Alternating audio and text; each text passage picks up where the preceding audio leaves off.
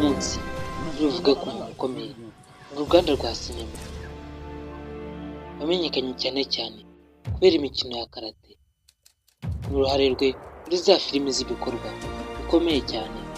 Uwo ni Scott Adkins, uzwi nk'umuntu ukina nk'uwataye umutwe agasimbuka agakubita kandi agasohoka mu ntambara.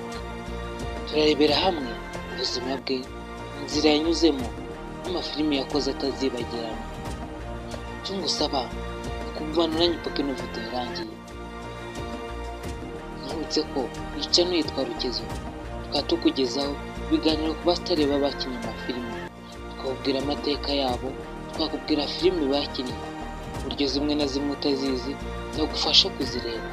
Niba wumva twajya tubana, kanda hano handitse subscribe, ukoreho ufungure inzogera kugira ngo uko dushyize ikiganiro kitazajya kigucika.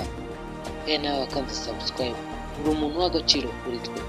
Reka dutangire twirebera ubuzima n'amateka by'umukinnyi wa filime wakunzwe cyane Scott Adkins. Yavukiye mu Bwongereza ku itariki ya 17 Kamena mwaka w'1976. Avukira mu mujyi wa Sutton Coldfield. Akiri umwana muto yakundaga cyane filimi zerekana intambara n'imyidagaduro y'umubiri.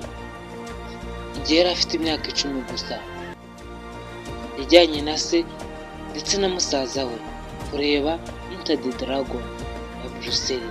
Nibwo yahise afata icyemezo ko azaba nk'umukinnyi w'intambara nka Bruce Lee cyangwa Jackie Chan.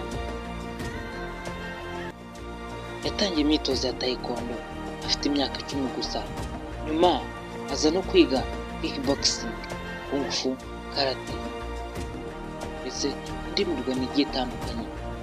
Ibi byose byamubereye nk'inzira yo kugera ku ndoto ze. Nubwo yari afite impano idasanzwe mu mikino, kubona amahirwe mu ruganda rwa sinema byari bigoye. Yize muri Rebel Douglas Academy of Dramatic Art aha ni Londres, ariko ubuzima bwo kwiga bwaramugoye cyane kuko umuryango we utari wishoboye cyane. Yigeze no kwibwa, ibintu byamuciye intege igihe kinini cyane. Nyuma yo kurangiza kwiga, yatangiye kujya agira amahirwe yo gukina mu mafilimi y'amateleviziyo y'Abongereza, ariko ntahise amenyekana cyane. Mu mwaka wa 2001 wamuhinduriye ubuzima. Yahawe akazi mu ikinamico ya Hong Kong yitwa Extreme Challenge, agakorana n'abayobozi b'ibikorwa bazwi cyane mu Bushinwa nka Tsui Hark ndetse na Kore Yuen. Ibi byamuhaye amahirwe yo kumenyekana nk'umukinnyi ushoboye ibikorwa byo kurwana ku rwego mpuzamahanga.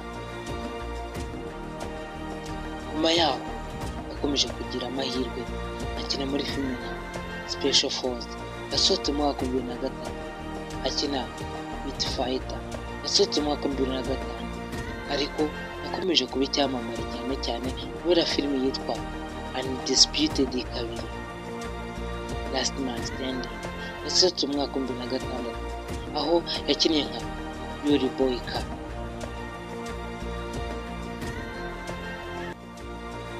Iyo uvuze Scott Adkins, benshi bahita bibuka izina rya Boyka, umukinnyi w'amaguru n'intoki ufite imbaraga zidasanzwe, ufite ikinyabupfura cy'igitangaza ariko anakomeye.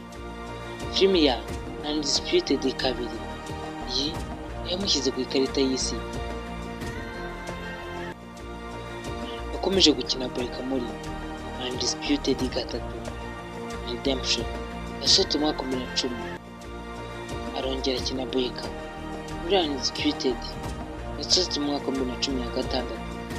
Aya ni amafilimi yamuhesheje igikundiro ku isi yose, cyane muri Afurika, Aziya n'Uburusiya. Akundwa kubera uburyo agaragaza gukora ibintu byose wenyine adakenera stunt double.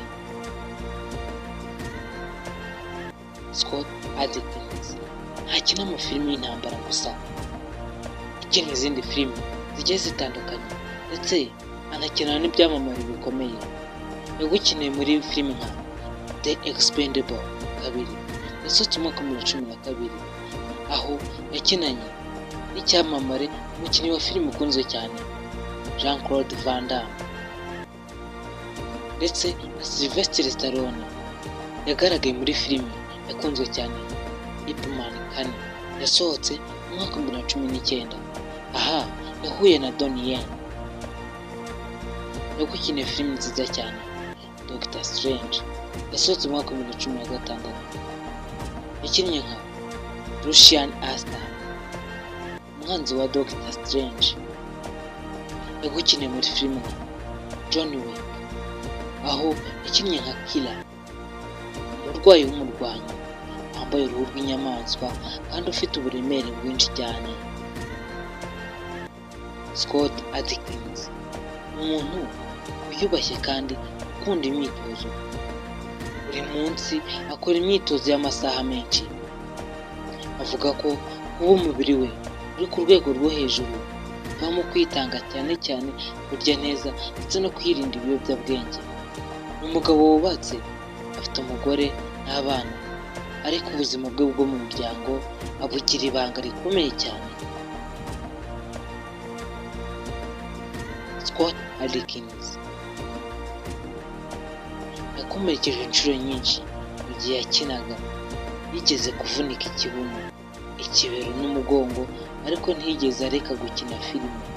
Avuga ko ikintu kimushimisha ari ukumenya ko hari abantu bahindukiwe n'ibyo akora, cyane cyane abana bafata icyemezo cyo kwitoza kubera we uburyo baramubonye yigaragaza.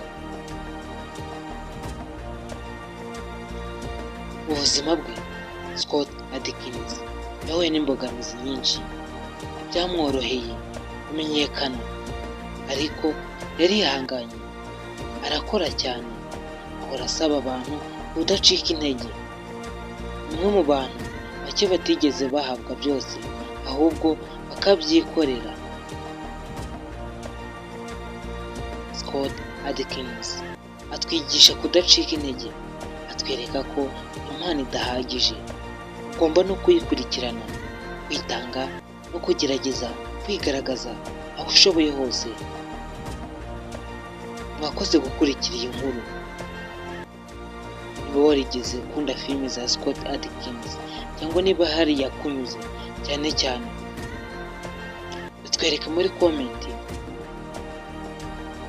Ntiyibagirwe gukora subscribe kuri channel yacu kugira ngo tuzacika n'andi mateka y'ibyamamare tuzagarukaho kandi tuzajya tubaha buri munsi. Wakoze kunkurikira.